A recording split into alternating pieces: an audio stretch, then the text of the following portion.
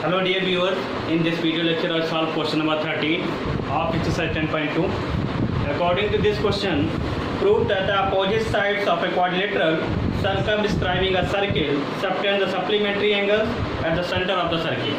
इसमें हमें शो करना है कि किसी भी क्वाड्रिलेटरल की अपोजिट साइड्स जो कि किसी सर्किल को सर्कमस्क्राइब कर रही हैं, वो उसके सेंटर पे जो एंगल बनाती हैं वो एंगल जो है आपस में सप्लीमेंट्री होते हैं। तो ऐसे एंगल्स जिनका सम 180 डिग्री होता है उनको हम सप्लीमेंट्री बोलते हैं। तो यहाँ पर एक चीज़ क्लियर है कि पहले तो हमें पता होना चाहिए सप्लीमेंट्री एंगल्स क्या होते हैं। तो pair of angles having measurement just equal to 180 degree is known as the supplementary angle.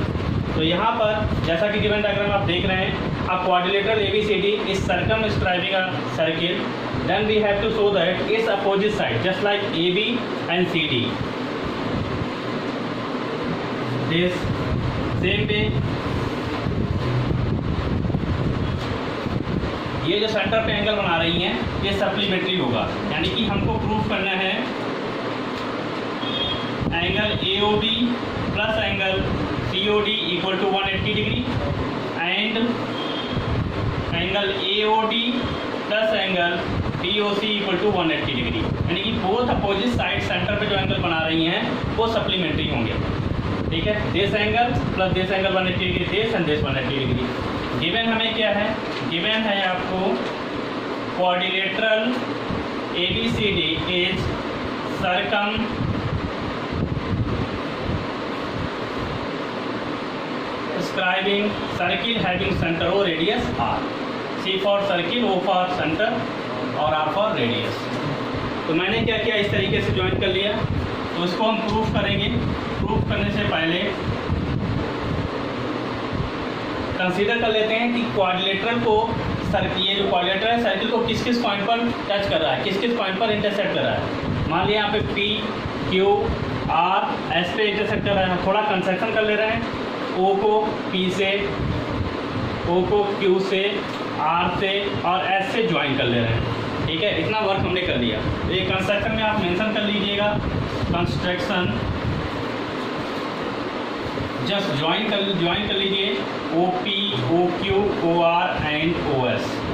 After that इतना करने के बाद यहाँ नेमी कर लेते हैं 1 2 3 4, दिस इज 5 6 7 एंड 8। इस सारे एंगल्स की मेजर का हमने नेमिंग कर लिया। ठीक है, अब हम इन ट्रायंगल, इस ट्रायंगल में आते हैं। इन ट्रायंगल PO या POV and triangle, this triangle POV and triangle QOB, इस ट्रायंगल, इन दोनों ट्रायंगल में आते हैं। तो सबसे पहले आप देखिए इन दोनों ट्रायंगल में OB equal to OB side होगी, वो की कॉमन हो जाएगी, पहला पॉइंट। दूसरा पॉइंट हो जाएगा, आप देखेंगे PB इक्वल टू VQ हो जाएगा। टेंजेंट्स हैं ये सर्किल पर फ्रॉम पॉइंट P पर, इसलिए आपस में इक्वल हैं। ठीक है, नेक्स्ट आप देखेंगे OP इक्वल टू OQ पे हो जाएगा because the radii of the same circle, therefore by the triple S congruence rule triangle POV is just congruent to triangle QOB। ये दोनों ट्रायंगल आपस में कॉन्ग्रुएंट हो जाएंगे। जब ये ट्रायंगल कॉन्ग्रुएंट हो गए तो एंगल 2 इक्वल टू एंगल 3 आ जाएगा बाय द CPCT। ये एंगल 2 3 के बराबर आ जाएगा।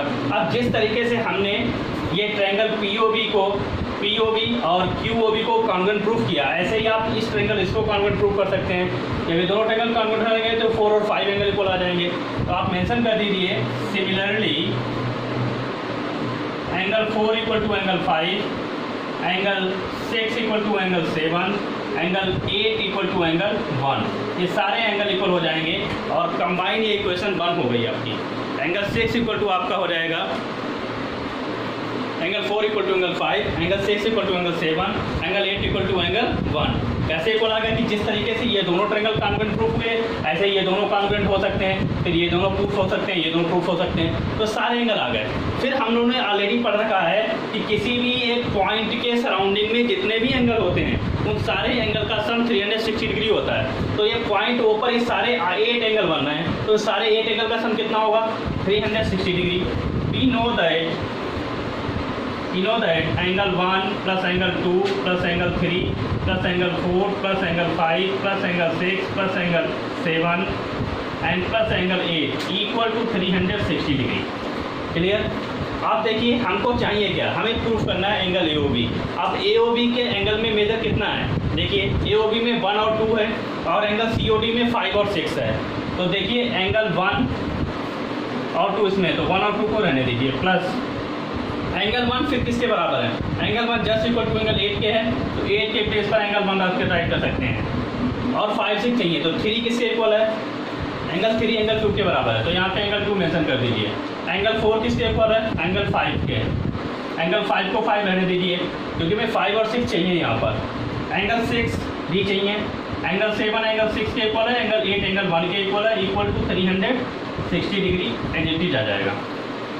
इसके बाद 2 टाइम एंगल 1 हो गया, 2 time angle 2, 2 time angle 5, 2 time angle 6, तो 2 time angle 1, 2 time angle 2, 2 time angle 5, 2 time angle 6 equal to 360 degree. 2 common ले लीजिए, angle 1 plus angle 2 plus angle 5 plus angle 6 equal to 360 degree. Therefore angle 1 plus angle 2 plus angle 5 plus angle 6 equal to 180 degree. Angle 1 और 2 का sum कितना है, angle AOB। Angle 5 6 का sum कितना है, angle COD equal to 180 degree. तो आप देख रहे हैं कि एंगल AOB और एंगल COD का सम कितना आया, 180 डिग्री ऑब्टेन हो गया। तो सिमिलरली हम कह सकते हैं एंगल AOD और एंगल BOC का सम भी 360 डिग्री ही होगा। तो सिमिलरली यहाँ पे मेंशन कर दीजिए,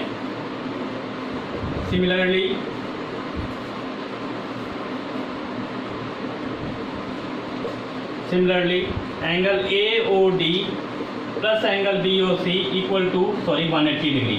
तो इसलिए किसी भी कोऑर्डिनेट की अपोजिट, वैसे ये क्वेश्चन 7 तरीके से भी हो सकता था, हम ये ना प्रूफ करते, डायरेक्ट भी बोल सकते थे कि ऐसा होता है, क्योंकि जो टेंजेंट्स होती हैं किसी एक्सटर्नल पॉइंट से सर्कल पे जो टेंजेंट खींची जाती हैं वो सेंटर पे इक्वल एंगल बनाती हैं।